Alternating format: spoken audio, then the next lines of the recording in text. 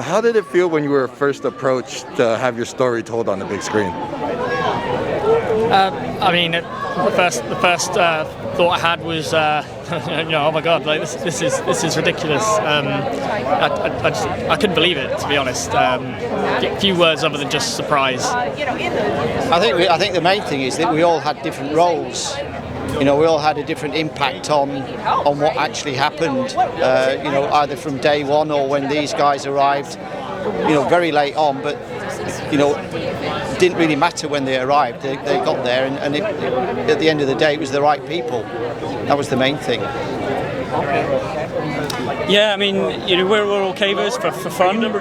We go cave diving for fun. We're part of rescue teams to give back to our community, and so we've never thought to find ourselves in this position where someone wants to share a story of something we've been involved in on a big screen. Normally we're all just going to the cinema to watch things, not expecting to find ourselves on the screen there. I think at the end of the day, we were there. We were asked to do a job, and the skills that these guys have got.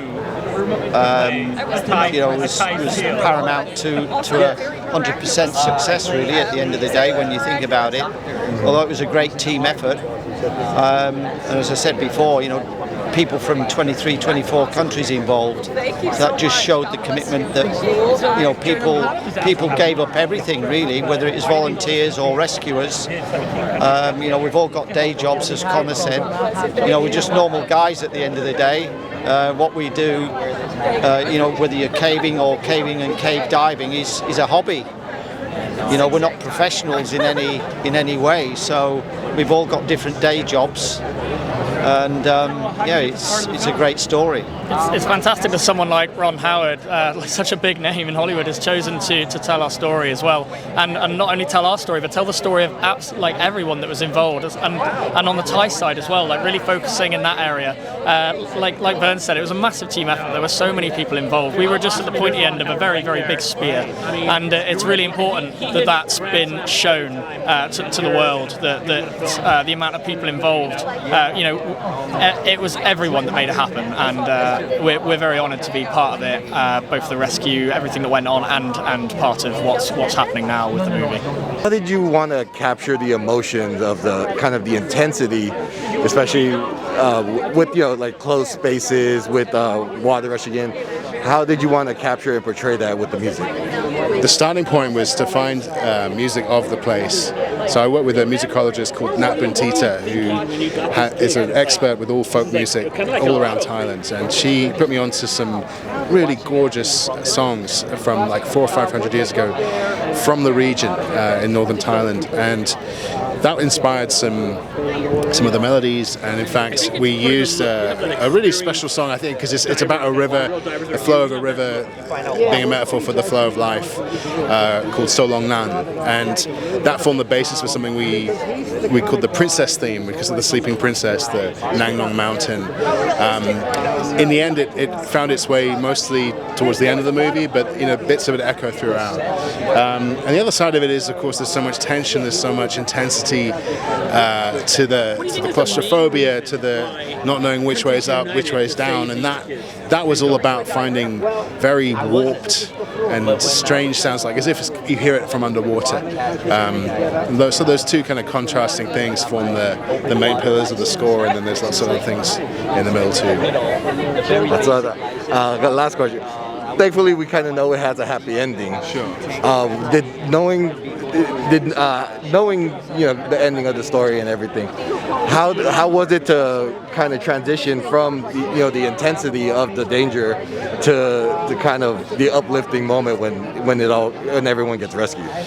A lot of it was, from a musical point of view, was trying to not overplay anything and not be too where there's. It's probably the most heroic moments of human endeavor you can imagine, but the music didn't need to tell that story particularly on the surface, because it all happened. It's all real people, and a lot of it was just to kind of find a tone where there's I don't want to say necessarily like, it's hard to answer that. I think it was more about, I didn't want to overplay anything, I guess. And we tried to pace it in sections so that it was almost from the point of view of the locals had this story at the time that the sleeping Princess Nong Nong, was angry, and the rain were her tears, and there was this idea that the whole thing was a test.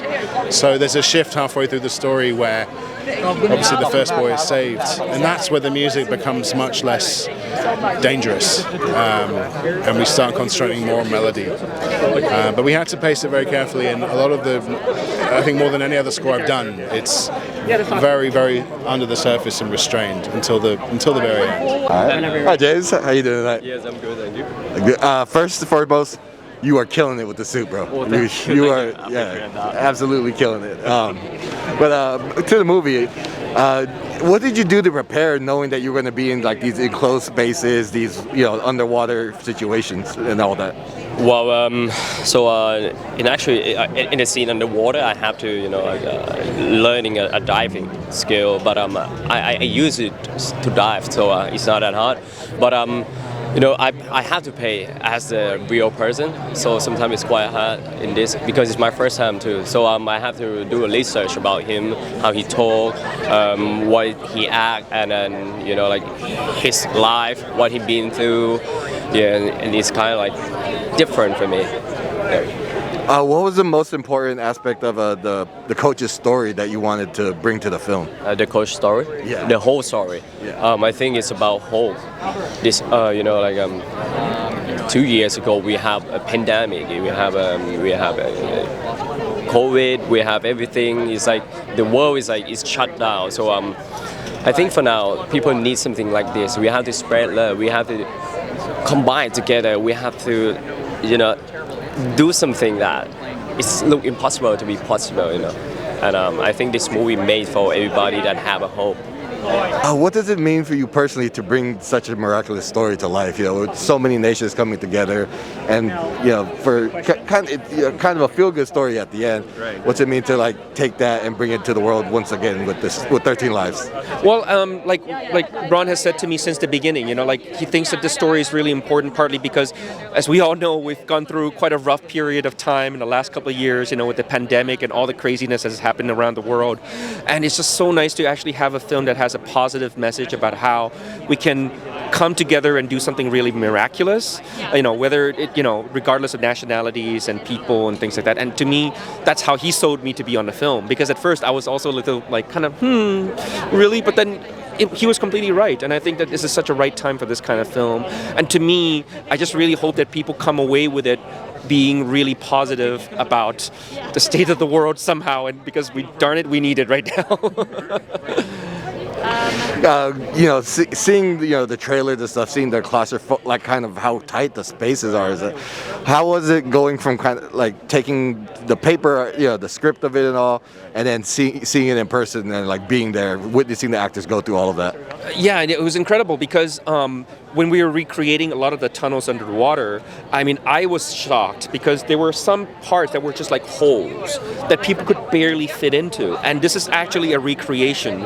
And of course, we have all the safety mechanisms of basically of a studio, and we made sure that we could drain the water and people could be rescued. And even then, some people felt it was really difficult to go through those tight spaces. And this is just a film. So I was imagining if this happened in real life, how was it even possible that we got all these kids out and the divers out through such incredible and really, really difficult, if you're claustrophobic a little bit like me, it's quite difficult to actually see that, even when it's in the film or when you're actually in a tank looking at just a replication of what it was. So yeah. Wonderful. And last question, just one word to tease the film for the fans out there. Come see the drama, but at the same time come see the humanity behind all of it, because there's just a lot of details that people may not know about, and I hope that people come away with it really appreciating all the people who basically went into the rescue. So yeah. Well, thank you so much for your time. That was not one word. Why do you think 17 plus countries got involved in helping all these kids? because of the dire need that was presented, and because of the fact that there were 13 innocents. There was one coach and there was 12 children who were stuck, who were just victims of an early monsoon season, and it was all playing out in real time, and they were still presumed alive. Certainly the early part of the coverage, they were presumed alive, and there was a particular point where they thought there's a good chance they're not with us anymore. But we as a people, as a species, watched this unfold in real time, and it was terrifying to think that they may be alive now, but they may not be any second now.